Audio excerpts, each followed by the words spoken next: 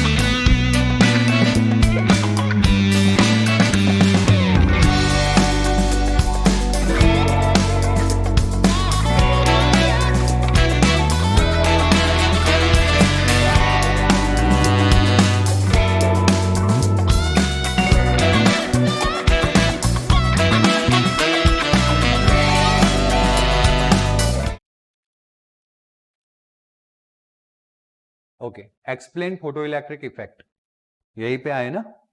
तो थोड़ा सा तो आपको पता था फोटो इलेक्ट्रिक इफेक्ट के बारे में। क्या बताया था मैंने इंट्रोडक्शनरी में कि when we incident the light on a metal surface, electrons are evolved from that metal surface, बाहर निकल जाते हैं। उसको हम कौन सी इफेक्ट बोलते हैं? Photoelectric effect. So electrons यानी electric current were ejected, ejected मतलब बाहर निकलना, electrons ejected when certain metals, for example potassium, rubidium and caesium, potassium का सिंबल है के, रुबिडियम का सिंबल है आरबी, सीजियम का सिंबल है CS, were exposed to a beam of light, the phenomenon is called photoelectric effect। इस phenomenon का क्या नाम है? photoelectric effect। जैसे कि you can see in this experimental setup, और here there is a metal surface, और ये पूरा हमने क्या कर दिया है? वैक्यूम कर दिया है, vacuum chamber. When we incident the light, यहाँ पे एक स्पेशल टाइप का विंडो रखा जाता है जिसको क्वार्ट्ज विंडो बोलते हैं। ओके, इस विंडो के अंदर से सिर्फ लाइट पास हो सकता है। क्या पास हो सकता है? लाइट। और ये विंडो का डिरेक्शन इस तरह से होता है कि लाइट सीधा किस पे जाके इंसिडेंट हो? Metal surface. जैसे मेटल सरफेस पे इंसिडेंट होगा, यहाँ से कोई इलेक्ट्रॉन बाहर निकलेगा, और इसको हमने बैटरी के साथ ज्वाइन किया हुआ है, एक इलेक्ट्रोड दूसरा इलेक्ट्रोड, और बैटरी के पॉजिटिव के साथ इसको ज्वाइन किया हुआ है। तो सीधा ये इलेक्ट्रॉन जैसे फ्री हो जाएगा, बाहर निकल जाएगा, सीधा किसकी ओर अट्रैक्ट हो जाएगा? पॉजिटिव की ओर, और थ्रू दिस वायर कनेक्शन वापस कहाँ पे आ जाएगा? मेटल पे। आया समझ में? तो उसने अपना चक्कर कंप्लीट किया, तो उसके थ्रू करंट प्रोड्यूस होता है। वो करंट हम कौन से मीटर से मेजर करेंगे? ए मीटर से। बात क्लियर हुई? है या ना? तो हमें डायरेक्टली तो पता चलेगा नहीं कि इलेक्ट्रॉन इजेक्ट हुआ है कि नहीं, इसके लिए हमने सर्किट कंप्लीट रखा, और through the ammeter we can note down की how many charge is pass, या कितना इलेक्ट्रॉन निकल रहा है। तो इसलिए इसको हमने डिटेक्टर बोल दिया। क्या बोल दिया? Detector. light of a particular frequency strikes on a clean metal surface inside a vacuum chamber, then electrons are ejected from from the metal plate and are counted by the what? Detector कैसे count करता है? तो detector तो सिर्फ उसको receive करेगा. यहाँ पे ए मीटर है और आपको थोड़ा सा आइडिया बता दूं, ए मीटर किसका मैग्नीट्यूड देगा? करंट आई का. किसका मैग्नीट्यूड देगा? करंट आई का. ए मीटर से क्या नोट डाउन कर सकते हो? Current I. और what is the formula of I?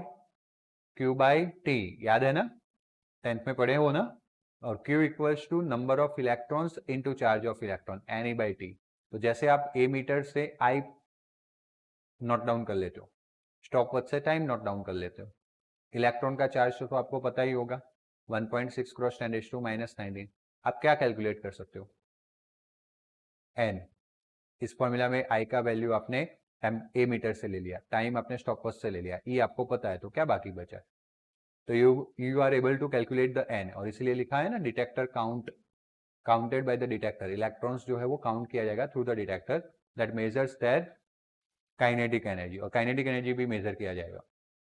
Experimental results and adoptions क्या है? तो the electrons are ejected from metal surface as soon as beam of light strike the surface. जैसे हमने लाइट जो है वो या बीम ऑफ लाइट को सरफेस के ऊपर स्ट्राइक किया, लाइट एंड सरफेस के बीच का कांटेक्ट हुआ, तुरंत ही इलेक्ट्रॉन क्या हो जाएंगे? इजेक्ट हो जाएंगे. आया समझ में? ओके. एडॉप्शंस क्या है? There is a no time lag between. तुरंत इजेक्शन होना मतलब टाइम लेग नहीं है.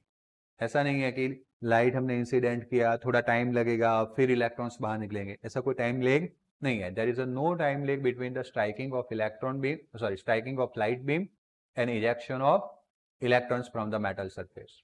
Number 2, the number of electrons ejected is proportional to the intensity, यानी कि ब्राइटनेस ऑफ लाइट.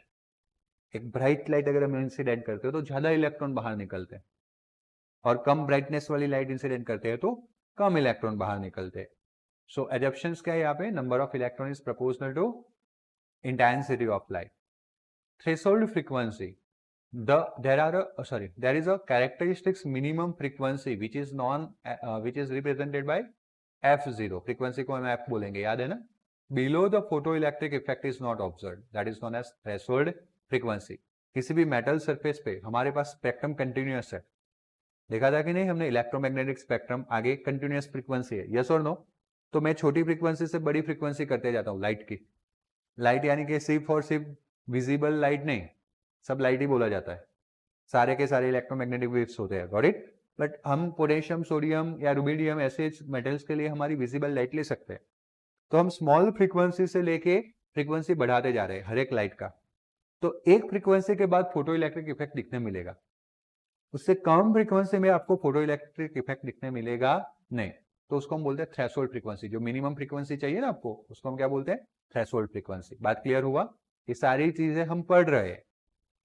कुछ भले इंसानों ने एक्सपेरिमेंट किया हुआ था, उनके कंक्लूजन हम पढ़ रहे हैं, तो हमें दिमाग में रखना है. क्लियर हुआ? So below the f0, adoption यहाँ पे क्या है?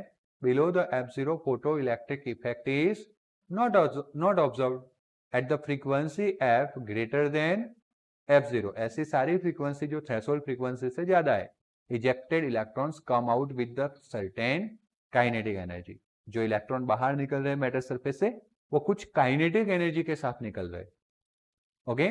And the kinetic energy of this electron increase with increase of frequency. अगर आप फ्रीक्वेंसी बढ़ाते हो जैसे जैसे जैसे, तो बाहर निकलने वाले इलेक्ट्रॉन की काइनेटिक एनर्जी भी ज्यादा होती है. जितना फ्रीक्वेंसी बढ़ाओगे उतनी काइनेटिक एनर्जी बढ़ती जाएगी. क्लियर हुआ?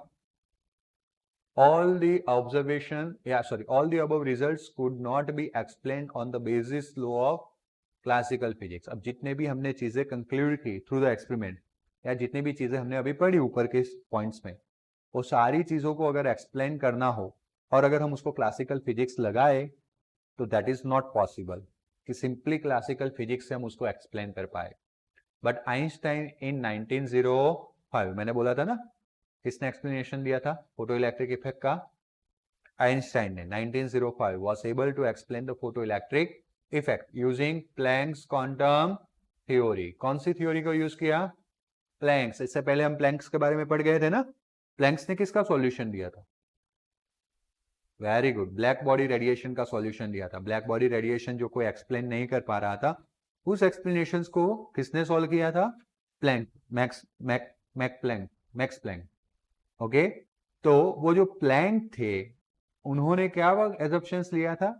Packet of energy. And one packet of energy का फॉर्मूला क्या था?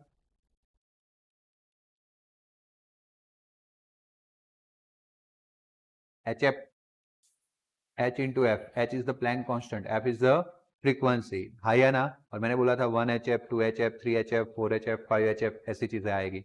Yes or no? So energy of light used is proportional to frequency of light, and that is proportional to kinetic energy emitted photon. Photon की जगह पे electron, क्योंकि यहाँ पे electron का एमिशन होने वाला है, बाहर इलेक्ट्रॉन निकलने वाला है। Got it? And number of electrons या emitted electron is proportional to intensity of light. ये चीजें हमने थ्योरी से सीखी, कंक्लूजन में पढ़ा था ना किसी स्टेप में कि इलेक्ट्रॉन जो है वो किस पे डिपेंड है? इंटेंसिटी पे। और फ्रीक्वेंसी बढ़ाते हैं तो क्या बढ़ता है? Kinetic energy. तो एनर्जी ऑफ लाइट जो है वो किसके प्रोपोर्शनलिटी में था? फ्रीक्वेंसी। और फ्रीक्वेंसी बढ़ाने से कौन बढ़ेगा? Kinetic energy. क्लियर है? तो इसका एक्सप्लेनेशन किसने दिया 1905 में? Einstein. Examples of threshold energy. Red light जो है उसका फ्रीक्वेंसी है 4.3 to 4.6 cross 10⁻⁴ hertz of any brightness, any intensity में shine on a piece of potassium. अगर आप पोटेशियम मेटल लेते हो, उसका पीस लेते हो पोटेशियम मेटल का, उसके ऊपर रेड लाइट इंसिडेंट करते हो, चाहे किसी भी ब्राइटनेस का हो, डल रेड लाइट हो या बहुत ही डार्क रेड लाइट हो, बहुत ही ब्राइटनेस वाली हो, आया समझ में? तो वो रेड लाइट उसके ऊपर सिर्फ पोटेशियम सरफेस को साइन कर सकते हैं। मेटल के ऊपर लाइट जब इंसिडेंट करते हैं तो मेटल सरफेस साइन करता है, तो वो सिर्फ साइन करेगी, लेकिन कोई इलेक्ट्रॉन बाहर निकालेगा नहीं। Okay, for hours, but no photoelectrons are, है ना? आप चाहे जितनी देर तक उसको इंसिडेंट करते रहो, वो सिर्फ सरफेस को साइन करेगी, सरफेस में से कोई इलेक्ट्रॉन बाहर नहीं निकालेगी। आया समझ में? A very weak yellow light that is of frequency 5.1 to 5.2 cross 10⁻⁴ hertz. But अगर आप अब येलो लाइट ले लेते हो, चाहे बिल्कुल डल येलो लाइट है, कलर येलो है लेकिन एकदम ब्राइटनेस कम है, ब्राइटनेस से तो पता चलता है ना आपको। ओके, ब्राइटनेस एकदम कम है। Got it? That science on the potassium metal and the photo electric effect is, जब हम पोटेशियम मेटल के मटेरियल्स के सरफेस पे ऊपर हम लाइट इंसिडेंट करते हैं तो साइन तो होता ही है सरफेस में, साथ में फोटो इलेक्ट्रिक इफेक्ट दिखने मिलता है, यानी कि इलेक्ट्रॉन्स बाहर निकलते हैं। क्या बाहर निकलते हैं? इलेक्ट्रॉन्स। तो ऐसा क्यों हुआ? बिकॉज उसकी फ्रीक्वेंसी देखो ज्यादा है। देखा, येलो कलर का जो लाइट है उसका फ्रीक्वेंसी ज्यादा है कि नहीं? 5.1 से 5.2। और रेड कलर का फ्रीक्वेंसी 4.3 to 4.6 कम है। और देखो आप, threshold frequency for the potassium metal कितना है? 5। तो 5 से ज्यादा हो गया, 5.1, 5.2। बट वो 4.3, 4.6 क्या हुआ? कम। इसीलिए रेड लाइट में हमें फोटो इलेक्ट्रिक इफेक्ट दिखने मिला नहीं। एंड देयरफॉर यहां से क्या कंक्लूजन बना कि the energy content of the beam of light depends on brightness of light and the number of electrons ejected does depend on brightness of light and the kinetic energy of ejected electron does not. वो क्या बता रहा है कि energy of content of beam of light, light का जो beam है उसका जो एनर्जी है वो किस पे डिपेंड है? ब्राइटनेस ऑफ लाइट पे। जितनी ज्यादा ब्राइट लाइट उतना एनर्जी भी ज्यादा। आया समझ में? And the number of electron ejected does depend on brightness. अभी आगे पढ़ा था हमने कि जो नंबर ऑफ इलेक्ट्रॉन है एमिटेड वो इंटेंसिटी यानी कि ब्राइटनेस पे डिपेंड्स है, लेकिन जो एनर्जी है ना बेटा वो किस पे डिपेंड्स है? फ्रीक्वेंसी पे, नहीं कि इंटेंसिटी पे। इसलिए लिखा है कि kinetic energy of the ejected electron does not, kinetic energy of electron is not depend on brightness. वो ब्राइटनेस पे डिपेंड करता नहीं है, वो फ्रीक्वेंसी पे डिपेंड करता है। किस पे डिपेंड करता है? तो ये तो हमने सारे कंक्लूजन पढ़े। आपके दिमाग में ऐसा भी घूम रहा होगा कि क्यों ये इस पे डिपेंड कर रहा है, क्यों ये इस पे डिपेंड नहीं कर रहा है। आया समझ में? तो उसका एक्सप्लेनेशन नेक्स्ट क्वेश्चन में, that is photo electric effect. Explain which effect? Photo electric effect. Explain energy then photon, energy of electron and number of photon in a photoelectric effect. So Einstein 1905 was able to explain the photoelectric effect using the Planck's quantum theory of electromagnetic radiation. Shining a beam of light on a metal surface can therefore be viewed as a shooting a beam of particle. जब आप light को surface के ऊपर shine करवाते हो, इसको किस तरह से कंसिडर किया आइंस्टाइन ने? Shooting a beam of particle. तो आया लाइट का particle nature. Clear? And that name of the particle is photons. और उस नेम को, उस पार्टिकल्स को क्या नाम दिया गया? फोटोन. इसीलिए लाइट के रिलेटेड जो भी फिनोमिनन्स है सब में आगे फोटो वर्ड आता है. फोटोसिंथेसिस, यहाँ पे इलेक्ट्रॉन निकल रहे हैं, इलेक्ट्रिक इफेक्ट जनरेट हो रहा है मेटल सरफेस के ऊपर लाइट इंसिडेंट करने से, इसलिए इसका नाम क्या बन गया? Photo electric effect. आइए ना. तो जब जब भी लाइट यूज होगा आगे कौन सा वर्ड आता है? फोटो. उस प्रोसेस के नाम में फोटो आ जाता है. क्यों? क्योंकि लाइट का कौन सा नेचर है? पार्टिकल. और उस पार्टिकल का नाम क्या है? Photon. When a photon of sufficient energy strikes an electron in an atom of metal, okay, photons of sufficient energy, को एक sufficient energy वाला photon strike करता है इलेक्ट्रॉन को. किसको strike? strike on a electron. yes, electron of the metal या atom of the metal. ये metal है, metal के अंदर atom है, atom के अंदर इलेक्ट्रॉन है. अब ये लाइट जो है जब उस इलेक्ट्रॉन को क्या करता है? स्ट्राइक करता है. आया समझ में? टकराएगा उसको. It transfer of its energy instantly to the electron during the collisions and the electron is ejected without any time lag और डिले. जैसे वो उसको टकराएगा वो अपनी एनर्जी पूरी उसको दे देगा, है ना. जैसे कि दो बाइक वाले टकराते, एक बाइक वाला खड़ा था, पीछे टक कर दिया दूसरे में, तो उसको कैसे तुरंत एनर्जी मिल जाती है या ना. सिमिलर वे इलेक्ट्रॉन जो मेटल के अंदर था उसको लाइट का पार्टिकल फोटोन टकराएगा, उसकी टोटल एनर्जी वो किसको दे देगा? इलेक्ट्रॉन को. आया समझ में? और जैसे इलेक्ट्रॉन को एनर्जी मिल गया, इलेक्ट्रॉन मेटल से कहा जाएगा बाहर, क्योंकि वो मेटल में बाउंड था. बाउंड मतलब कि उसकी नेगेटिव एनर्जी थी, है ना. डिबेट में चला गया था, देवा हो गया था पैसे के टर्म में. अगर उसको थोड़ा पैसा ज्यादा दे दो वो कहा जाएगा बाहर. क्लियर? अगर हम इसको क्लासिकल फिजिक्स के थ्रू समझते ना, तो क्लासिकल फिजिक्स क्या बता रहा है कि लाइट इज अ वेव और wave has a continuous energy transformation. आया समझ में? तो वो हिदायत 10, 20, 30, 40 ऐसा एब्जॉर्ब करेगा. 500 रुपया चाहिए उसको घर से बाहर निकलने के लिए, तो 10, 20, 30 जो भी मिला उसने क्या किया? Absorb. It takes time. Time लेगा ना. और जब हमने लाइट इंसिडेंट करना स्टार्ट किया वो एनर्जी एब्जॉर्प्शन स्टार्ट करता है और कुछ टाइम के बाद उसका क्या होता है? एमिशन. क्लासिकल फिजिक्स ऐसा बोलता है. बट हमने एक्सपेरिमेंट के थ्रू तो देखा कि ऐसा तो कोई टाइम लेग हो ही नहीं रहा है. मतलब कि क्लासिकल फिजिक्स उसको एक्सप्लेन नहीं कर पा रहा है. इसलिए हमने नया फिजिक्स लिया कि भले हमने लाइट इंसिडेंट कर रहे हैं, हम वेव इंसिडेंट कर रहे हैं. वेव का कौन सा नेचर यहाँ पे ध्यान में ले रहे हैं? पार्टिकल. कि भाई इसके अंदर कोई पार्टिकल्स होगा, और इसीलिए जब वो पार्टिकल एक दूसरे पार्टिकल को टकराया तो उसने अपनी तुरंत एनर्जी दूसरे को दे दी और दूसरा वो एनर्जी लेके कहा गया? बाहर आ गया. इलेक्ट्रॉन बाहर आ गया. क्लियर हुआ? और इसलिए प्रोसेस कौन सा हो गया? इंस्टेंटिनियस और टाइम लेग नहीं है. तो पहला जो ऑब्जर्वेशन हमने किया था विथआउट टाइम लेग वाला, उसका एक्सप्लेनेशन क्लियर हुआ दिमाग में? आया ना. किसके थ्रू हुआ? आइंस्टाइन के थ्रू. मेरा नाम मत बोलो. Okay. Greater the energy possessed by the photon, greater will be the transfer of energy. Photon के पास अगर एनर्जी ज्यादा है तो वो अपनी पूरी एनर्जी उस इलेक्ट्रॉन को दे देने वाला है ना. वो हिदायत के मामा है, जो एक मामा है जो पैसे कम कमाते हैं भाई, और एक है बहुत लैंडलॉर्ड पार्टी है. तो एक आके 500 देता है, दूसरा आके 2000 दे देता है. बात समझ में आई? मिनिमम हिदायत को कितनी जरूरत थी? 500 की. तो वो 500 में भी बाहर निकलेगा, 2000 में भी बाहर निकलेगा. लेकिन दूर कहां तक जाए? किस में दूर जाएगा? हाँ, मतलब एनर्जी ज्यादा मिलती है तो काइनेटिक एनर्जी बढ़ जाती है. यस और नो? आया समझ में? समझो. तो the greater energy possessed bye photon. वैसे यहां पे कौन आने वाला है? लाइट का फोटोन. अब इस फोटोन के पास जितनी एनर्जी ज्यादा, उतना वो एनर्जी ज्यादा देगा. किसको? इलेक्ट्रॉन को. एंड द ग्रेटर द, और इसलिए काइनेटिक एनर्जी बढ़ जाएगा इजेक्टेड इलेक्ट्रॉन का. क्लियर हुआ?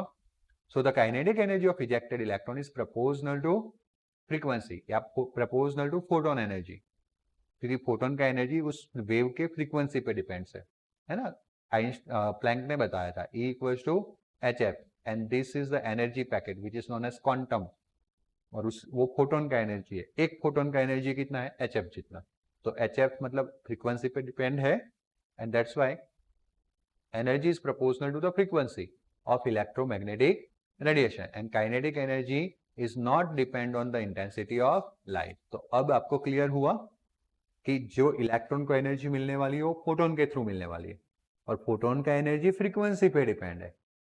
इसलिए चाहे आप ब्राइट लाइट यूज करो या लेस ब्राइटनेस वाला लाइट यूज करो, डल लाइट यूज करो, फ्रीक्वेंसी तो उसकी सेम रहने वाली है. रेड कलर का लाइट मतलब रेड कलर की ही फ्रीक्वेंसी रहेगी. तो फ्रीक्वेंसी सेम है तो एनर्जी सेम है. एनर्जी फोटोन के पास सेम है तो वो सेम एनर्जी ही देगा. किसको, इलेक्ट्रॉन को. आया समझ में. इसलिए इंटेंसिटी ब्राइटनेस का एनर्जी पे कोई इफेक्ट आ रहा नहीं है. जितनी एनर्जी वो देगा उतना ही उसी अकॉर्डिंगली उसको काइनेटिक एनर्जी मिलेगा. इसलिए काइनेटिक एनर्जी फ्रीक्वेंसी पे डिपेंड है. किस पे डिपेंड है, नहीं कि ब्राइटनेस पे. बात क्लियर हो गई दिमाग में. अगर क्लासिकल मैकेनिक्स के थ्रू समझते ना, क्लासिकल फिजिक्स के थ्रू समझते तो क्लासिकल फिजिक्स उल्टा ले जाता हमें. क्लासिकल फिजिक्स ऐसा बताता है कि जितना ब्राइट लाइट इंसिडेंट करो उतनी एनर्जी ज्यादा मिलेगी उसको. नॉर्मली सोचो आप, जितना लाइट ब्राइट डालोगे उतना वो सरफेस जल्दी से हीटअप होगा, उसके पास ज्यादा एनर्जी होगी. तो क्लासिकल फिजिक्स ऐसे बताता कि जितना ज्यादा ब्राइट लाइट डालोगे उतना ज्यादा काइनेटिक एनर्जी मिलता. बट हमने देखा कि हमने मतलब साइंटिस्ट लोगों ने, कि एक्सपेरिमेंट थ्रू परफॉर्म करने के बाद, इंटेंसिटी वेरी करने के बाद काइनेटिक एनर्जी वेरी नहीं हुई. इसका मतलब कि काइनेटिक एनर्जी इंटेंसिटी पे डिपेंड नहीं है, वो किस पे डिपेंड है, फ्रीक्वेंसी पे. और वो तब समझ में आया जब आइंस्टाइन ने बताया कि ये लाइट को लाइट मत मानो. क्या मानो, पार्टिकल नेचर मानो, फोटोन मानो, तब समझ में आता है. बात क्लियर हुआ. Okay. Striking photon has the energy HF. Okay. The minimum energy required to eject the electron. Okay. एक और हमारा कंक्लूजन या ऑब्जर्वेशन था कि हम फ्रीक्वेंसी धीरे धीरे इंक्रीज करते हैं. एक फ्रीक्वेंसी के बाद फोटोन क्या होता है, सॉरी इलेक्ट्रॉन कहाँ आता है, बाहर आता है. उस मिनिमम फ्रीक्वेंसी को हमने थ्रेशोल्ड फ्रीक्वेंसी बोला था. यस और नो, आगे के क्वेश्चंस के ऑब्जर्वेशन थे. तो यस, ये जो इलेक्ट्रॉन होते हैं वो बाउंड होते हैं. जैसे हिदायत को घर से निकलना है 500 रुपया चाहिए, मेरे को घर से निकलना है 2000, वैसे ही खर्च हो जाते हैं. 500 तो मेरा पेट्रोल में चला जाता है, और अब आजकल तो पेट्रोल 100 रुपये हो गया है, बहुत दिक्कत वाली बात है ना. तो मेरे को 2000 चाहिए, तो मेरे को ऐसा फोटोन टकराना चाहिए जो 2000 दे. आया समझ में. नहीं तो मैं बाहर निकलने वाला नहीं हूं, है ना. इसलिए मेरे लिए मिनिमम एनर्जी अलग है, हिदायत के लिए अलग है. इसलिए एवरी मेटल के एटम्स के पास इलेक्ट्रॉन्स है, लेकिन हर एक के लिए मिनिमम एनर्जी क्या है, डिफरेंट है. इसलिए एक मिनिमम एनर्जी वाला फोटोन उसको टकराना चाहिए जो एक्सप्लेन कर रहा है मिनिमम फ्रीक्वेंसी को, क्योंकि फोटोन का एनर्जी तो कहां से बनने वाला है, HF से. तो एक मिनिमम फ्रीक्वेंसी होनी चाहिए बेटा, आया ना. So the minimum energy required to eject the electron is HF0. F small letter में लिखेंगे हम. That is also called work function, है ना. अभी पढ़ लो, मैंने बोला है सेकंड चैप्टर ऐसा चैप्टर है 12th में काफी जगह पे आएगा, फिजिक्स में बहुत आने वाला है. ये अभी हम पढ़ कहाँ रहे हैं, सब कहाँ आएगा, फिजिक्स में. क्लियर है. चलो. The difference of energy is transferred as a kinetic energy of photoelectrons. अब देखो बेटा, एक्चुअली ऐसा था कि फोटोन आया, फोटोन अपने पास में कितना एनर्जी लेके आया, HF, है ना. ये हिदायत भाई जो थे ना, वो एक टाउनशिप में रहते हैं, मतलब ऐसे रहते हैं एक टाउन में ऐसा. ओके. और यहाँ पे ऐसे ऐसे अलग अलग हाउसेस है, बीच में ग्राउंड है. ओके. आजू बाजू में वॉल है, तो जाने आने का रास्ता एक ही है. आया समझ में. और यहाँ पे हिदायत के पापा के फ्रेंड की दुकान है, शॉप, जहां से हिदायत ने 500 रुपये का नाश्ता कर लिया है. आया समझ में. अब हिदायत के पापा उससे परेशान थे, तो हिदायत के पापा ने बोल दिया कि भाई मैं तुम्हें नहीं दूंगा, तुमने मेरे बच्चे को दिया, अब तुम्हें उसे से वसूलना है. हिदायत के पापा ने एक फरमान जारी किया है घर में कि कोई हिदायत को पैसा देगा नहीं. और काका ने भी फरमान जारी कर दिया है कि हिदायत जैसे बाहर आएगा धड़प लेंगे उसको. मतलब हिदायत कहाँ फंसा हुआ है? घर में, सोसाइटी के अंदर, कंपाउंड वॉल के अंदर। लाइकवाइज मेटल के अंदर इलेक्ट्रॉन फंसे हुए, दे आर बाउंड। आया समझ में? यस और नो? अब हो क्या रहा है कि बाहर से कोई गेस्ट आ गए, हिदायत को 1000 का नोट थमा दिया। अब देखो 500 रुपया मिनिमम उनको चाहिए था हिदायत को, क्योंकि बाहर 500 रुपये का उसका डिबेट चल रहा था, उधारी चल रहा था। 500 के बिना तो वो बाहर गेट तक ही नहीं जा पाएगा। तो किसी एक रिलेटिव ने आके उसको 200 रुपया देने का ट्राई किया, तो ना बाबा ना, मुझे मिनिमम कितना चाहिए? 500। इसीलिए ऐसा लेस एनर्जी वाला फोटोन अगर इलेक्ट्रॉन को टकराता है, समझना, दोनों स्टोरी पैरेलल चल रही है। ऐसा लेस एनर्जी वाला फोटोन अगर इलेक्ट्रॉन को टकराता है, तो इलेक्ट्रॉन एनर्जी लेता ही नहीं है। नहीं चाहिए, क्यों? क्योंकि उसको मिनिमम चाहिए। तो ऐसी कोलाइजन सक्सेस रहती नहीं है, उसमें इलेक्ट्रॉन बाहर निकलेंगे नहीं। बात क्लियर हुआ है या ना? इसलिए मिनिमम रिक्वायरमेंट है, मिनिमम फ्रीक्वेंसी की जरूरत है।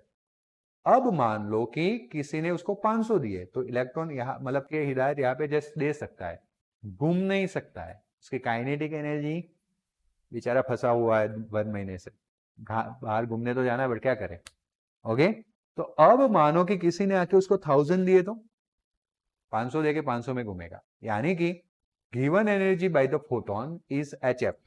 आया समझ में? और वो जो मिनिमम एनर्जी जो उसको बाउंड करके रखती थी, वो इलेक्ट्रॉन का मिनिमम एनर्जी 50 बोलते हैं, या तो फिर वर्क फंक्शन क्या बोलते हैं? W। आया समझ में? और ये दोनों का फॉर्मूला है, मिनिमम फ्रीक्वेंसी F0 चाहिए ना, तो उसके रिगार्डिंग एनर्जी कितना होगा? HF0। तो जो भी एनर्जी फोटोन ने दिया, सबसे पहले तो यहाँ पे खर्च हो गया, HF0 में खर्च हो गया। और अगर कुछ बाकी बचता है तो वो कहा जाता है, तो striking photon has energy HF, work function, यही वर्क फंक्शन है, ओके, जिसको W भी बोलते हैं। फॉर्मूला उसका हो गया HF0, उसको 50 भी बोलते हैं आगे जाके, सब एक ही है, work function work function work function. आया समझ में? और बाकी बचा वो किसमें चला गया? क्लियर? आया ना? तो इसी में से ही काइनेटिक एनर्जी का फॉर्मूला बन जाएगा, वो इधर चला जाएगा।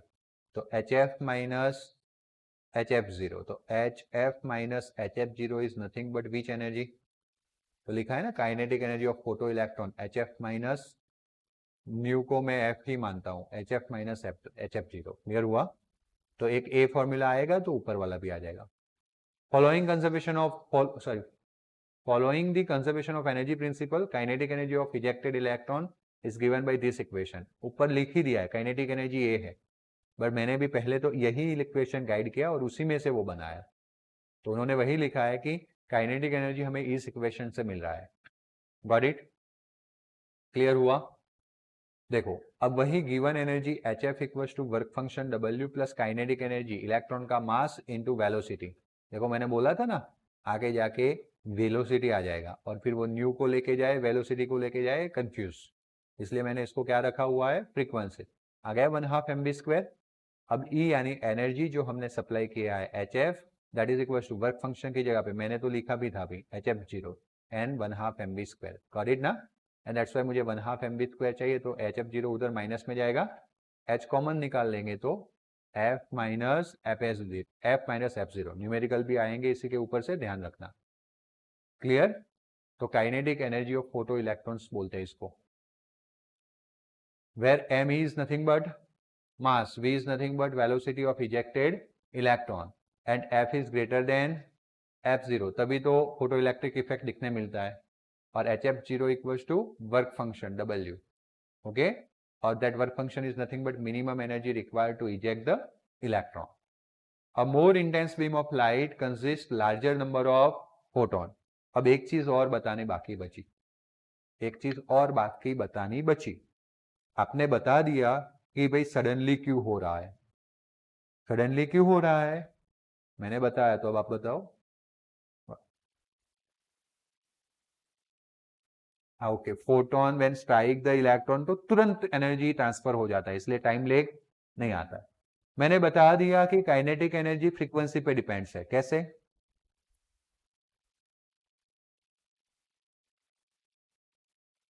यस, जितनी ज्यादा फ्रीक्वेंसी उतनी फोटोन की एनर्जी ज्यादा, और उतनी एनर्जी किसको ज्यादा मिल जाएगी?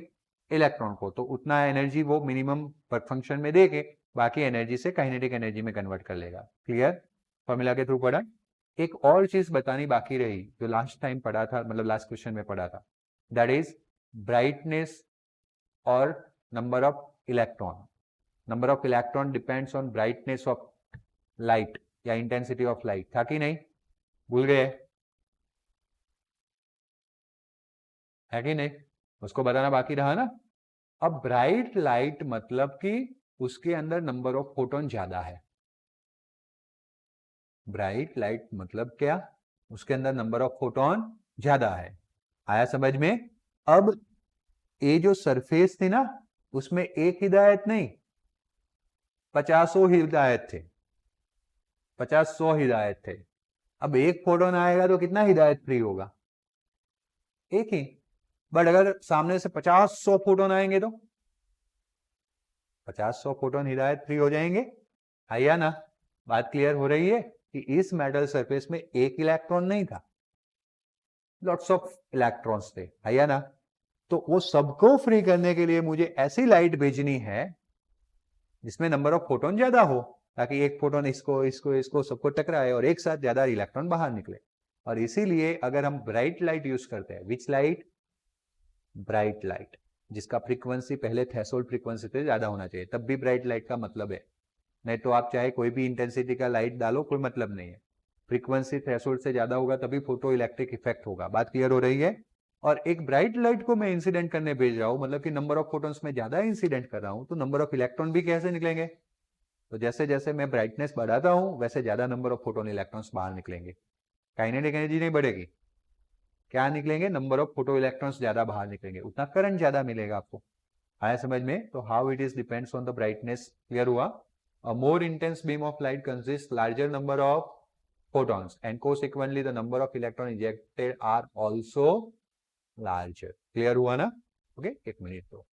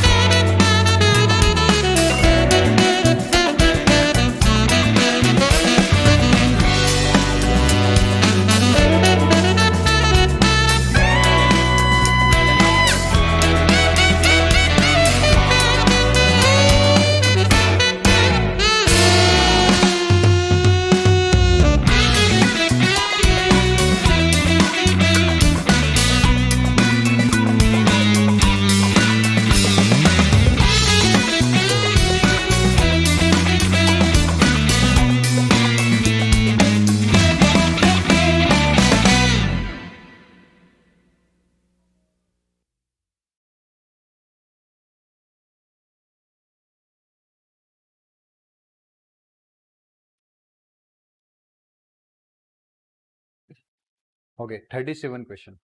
Write down a dual behavior of the electromagnetic radiation. So the particle nature of the light posed could explain the which radiation? Black body radiation as well as photoelectric effect satisfactory. Okay, अगर satisfaction के साथ black body radiation and photoelectric effect को explain करना हो तो हमें कौन सा nature ध्यान में लेना पड़ेगा? Particle nature. Behavior of light which could account for the phenomenon of interferences as well as diffraction. ये दो phenomenon है, जैसे reflection and refraction, दो phenomenon आप पढ़े होगे लाइट के बारे में 10th के अंदर, है या ना? वैसे एक लाइट वेव का दूसरे वेव के अंदर मिक्स होना, उसको हम बोलते हैं इंटरफेरेंसेस. क्या बोलते हैं? एंड डिफ्रैक्शंस क्या होता है? जैसे कि वेव्स जो होते हैं ना वो किसी ऑब्स्टेकल के आगे बेंड हो जाते हैं. आया समझ में?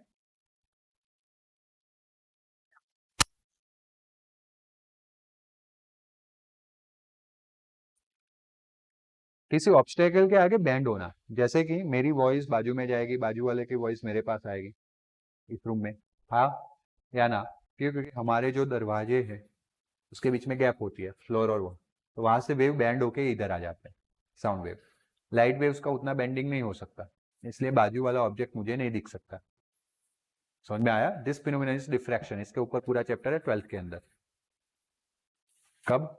12. तो बट ये जो फिनोमिनन है दोनों, वो हम सिर्फ और सिर्फ वेव नेचर से समझा सकते हैं. लाइट के कौन से नेचर से समझा सकते हैं? वेव. उसमें कोई पार्टिकल नेचर नहीं चलेगा. जब पार्टिकल गैप में आएगा थोड़ी ना स्ट्राइक होके ऐसे बेंड होके आएगा. पार्टिकल बेंड हो सकता है? नहीं, वो तो टकरा के वापस चला जाएगा. क्लियर आया? क्लियर हुआ? तो ये दो फिनोमिनन ऐसे है लाइट के जो हम सिर्फ वेव नेचर से एक्सप्लेन कर पाएंगे. आया समझ में? Behaviour of light which could account for the phenomenon of interferences and diffraction. Light possesses both particle and wave like property. Light has a dual behavior. और ऊपर वाले जो दो एक्सपेरिमेंट थे वो सिर्फ और सिर्फ हम पार्टिकल नेचर से एक्सप्लेन कर पाते हैं. इसलिए साइंटिस्ट लोगों ने पहले तो काफी सालों तक ये ट्राई हुए कि कौन सा नेचर चाहिए. फिर पता चला कि भाई किसी के भी बिना चलने वाला नहीं है, तो थर्ड लाइन बन गई. Light possesses both particle as well as wave-like properties, and light has a dual behavior. Light behaves either as a wave or stream of particles. Some microscopic particles like electron can also exhibit the which property? Wave-particle duality. Listen carefully. Light जो already wave था, उसका हम कौन सा nature मान के जा रहे हैं? वो फोटोन आपके हाथ में नहीं आने वाला. It is the assumptions particle. वो ऐसे रियल पार्टिकल नहीं है, वो तो एक हमने एज्यूप्शंस में लिया हुआ पार्टिकल. आया समझ में? लाइक वाइज बेटा, ये जो हमारा इलेक्ट्रॉन है, जो सब मतलब कि माइक्रोस्कोपिक पार्टिकल है, बहुत छोटा पार्टिकल है, वो है पार्टिकल, लेकिन वो कभी कभी कैसे बिहेव कर सकता है? वेव. तो लाइट के पास जैसे वेव पार्टिकल जो ड्यूअल नेचर है, वैसे पार्टिकल्स जो छोटे छोटे पार्टिकल्स है जैसे इलेक्ट्रॉन, जिसका हमने इलेक्ट्रॉन माइक्रोस्कोप में यूज किया था, उसके पास भी वेव पार्टिकल ड्यूअल नेचर है. बात क्लियर हुई? आइए ना? ओके.